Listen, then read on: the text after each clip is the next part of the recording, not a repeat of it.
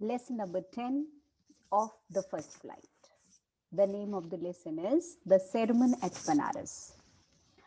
The Sermon at Banaras, Banaras तो बेटा वही शहर का नाम हो गया, और द sermon का मतलब होता है the religious talk, the religious talk. तो हम यहाँ पर ये पढ़ रहे हैं कि इस चैप्टर में गौतम बुद्धा ने कैसे अपना sermon दिया और हम सब लोगों को क्या मैसेज दिया, कौन सा अपना जैसे बोलते हैं ना प्रवचन दिया। तो वो फर्स्ट प्रवचन जो उन्होंने दिया, वो जो उन्होंने बताया उसके बारे में है। शुरू में बेटा थोड़ी सी चीजें हो सकता है कि आपको याद करनी पड़े, वैसे इसका सेकंड पार्ट बहुत इंपॉर्टेंट है। Gautam Buddha began life as a prince named Siddharth Gautam in northern India. Northern India में ही वॉज बॉर्न, और उनका जो नाम था राजकुमार थे वो सिद्धार्थ गौतम। एट 12, जब वो 12 ईयर्स के थे, he was sent away for schooling in the Hindu sacred scriptures. बेटा सेक्रेट मतलब रिलीजियस, स्क्रिप्चर्स मतलब बुक्स। तो उसका ज्ञान प्राप्त करने के लिए उन्हें भेज दिया। उस जमाने में यही स्कूलिंग होती थी। And 4 years later he returned home to marry a princess. 16 years में वो वापस आए और फिर उनकी मैरिज हुई एक प्रिंसेस से। They had a son and lived for 10 years as befitted royalty. Befitted का मतलब appropriate, suitable. Royalty मतलब kingly life. तो जैसे किंग्स को रहना चाहिए, आराम से 10 साल की जिंदगी उन्होंने बिताई। So he must be around 26-27 years old. At the age of about 25, the prince here, बेटा यहाँ जो वर्ड लिखा है heretofore, इसका मतलब before now. शील्डेड मतलब हो गया protected from the sufferings of the world. बेटा सफरिंग्स मतलब पेन। 25-26 ईयर्स ऑफ एज तक, यहाँ तक उनकी लाइफ हमेशा प्रोटेक्टेड रही थी। सफरिंग्स, पेन, परेशानियां लाइफ में देखी ही नहीं थी उन्होंने। While out hunting, chanced upon a sick man. पर एक दिन वो हंटिंग के लिए जा रहे थे और बेटा बाय चांस उन्हें एक आदमी दिखाई दिया जो सिक था, बीमार था। देन एन एजेड मैन, फिर उन्होंने एक और आदमी को देखा जो बूढ़ा था। देन अ फ्यूनरल प्रोसेशन, फिर उन्होंने देखा, फ्यूनरल का मतलब फॉर डेथ, वो बेटा सेरेमोनी, वो पूरे लोग जा रहे थे एक डेड बॉडी को लेके। And finally a monk begging for arms, और बेटा आर्म्स का मतलब मनी एंड फूड। और फिर एक मंक देखा, मंक का मतलब कौन हो गया, तपस्वी साधु, और वो जो है वो भिक्षा मांग रहे थे। These site so moved him, ये चारों लोगों को देख के, सिक मैन, बेटा old man, funeral dead body, और वो मंक देख के जो वो थे, इतने मूव्ड हो गए गौतम बुद्धा, इतने ज्यादा टच्ड हो गए that he at once went out into the world to seek enlightenment. Seek का मतलब टू सर्च फॉर, एनलाइटनमेंट तुम्हारी बुक में दिया हुआ है knowledge of spirit, self knowledge के लिए। मैं कौन हूँ, ऐसे बीमार क्यों हो जाते हैं, ऐसे मर क्यों जाते हैं, बूढ़े क्यों हो जाते हैं, ये सब बातों की नॉलेज उनको चाहिए थी और वो घर छोड़ के चले गए। कंसर्निंग मतलब related the sorrows he had witnessed मतलब सीन, ये जो उन्होंने चार इतने दुख भरे नजारे देखे थे।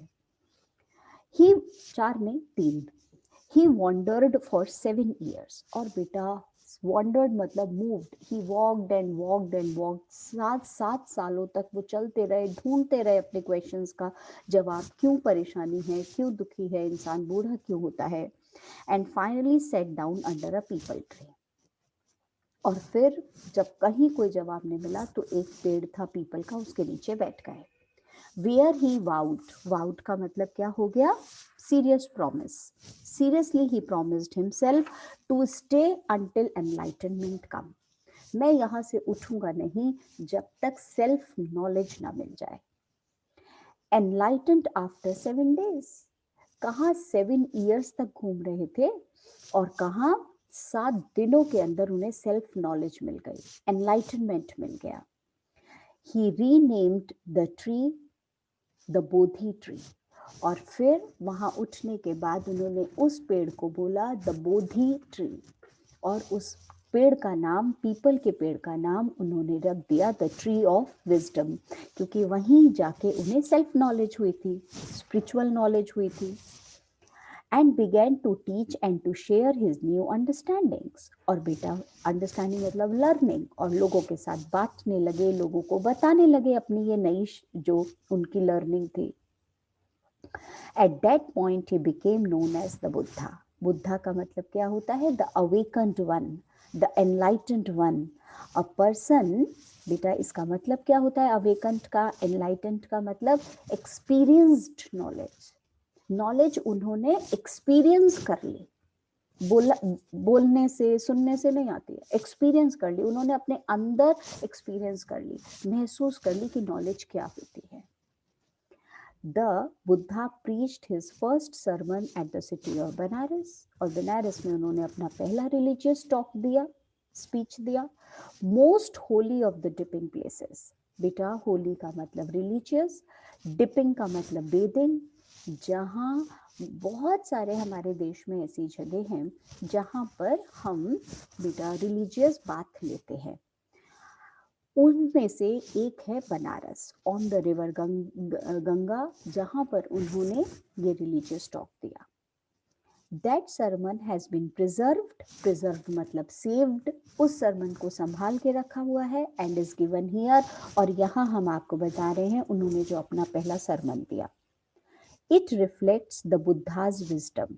विजडम का मतलब नॉलेज, और इस सरमन में आपको नॉलेज महसूस हो जाएगी जो बुद्धा को हुई थी. About one inscrutable kind of suffering. बेटा इनसेक्रेटेबल बहुत इंपॉर्टेंट वर्ड है, पूछेंगे आपसे. एक ऐसा बेटा मीनिंग जो कि हमें कभी भी समझ में नहीं आता, वो आपको समझ आ जाएगा. What is the cause of suffering, what is the cause of pain. ठीक है, आगे की कहानी हालांकि थोड़ा सा लंबा है, सो आज नहीं खत्म होगा, तो थोड़ा सा पढ़ते हैं. किसा Gautami had an only son and he died. एक ही बेटा था, एक लेडी थी बेटा किसा गौतमी, उसका एक बेटा था और उसकी डेथ हो गई. In her grief she carried the dead child to all her neighbours.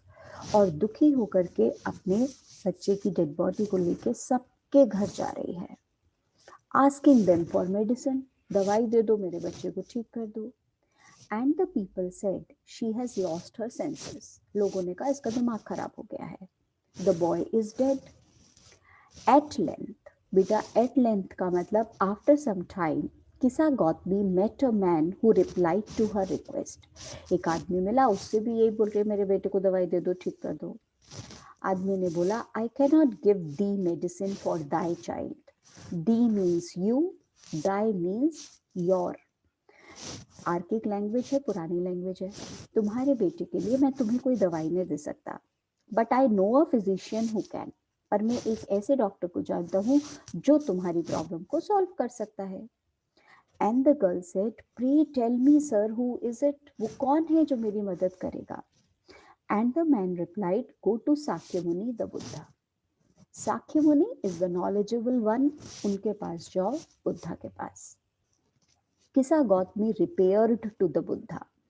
बेटा went to Buddha and cried, Lord and Master. रोने लगी बुद्धा के पास जाके. Give me the medicine that will cure my boy. कोई ऐसा मेडिसिन दो कि मेरा बेटा ठीक हो जाए, ट्रीटमेंट उसको मिल जाए. The Buddha answered, I want a handful of mustard seed. बस मुझे थोड़े से हाथ में भर के mustard seeds ला दो. And when the girl in her joy promised to procure का मतलब obtain, bring it, the Buddha added, the mustard seed must be taken from a house where no one has lost a child, husband, parent or friend. ला दो, पर एक चीज ध्यान रखना, ऐसे घर से मुझे सरसों के दाने ला के देना जिस घर में किसी फैमिली मेंबर की आज तक डेथ ना हुई हो. Poor Kisa Gautami now went from house to house. जाने लगी, ठीक है मिल जाएंगे, उसको नहीं मालूम था. बेटा वो गई. And the people pitied her and said here is mustard seed, take it. मुझे सरसों के दाने दे दो, मेरा बेटा ठीक हो जाएगा। हाँ हाँ लो ना, उसको दिया। But when she asked, did a son और डॉटर, अ फादर और mother die in your family? क्या आपकी फैमिली में किसी की डेथ तो नहीं हुई?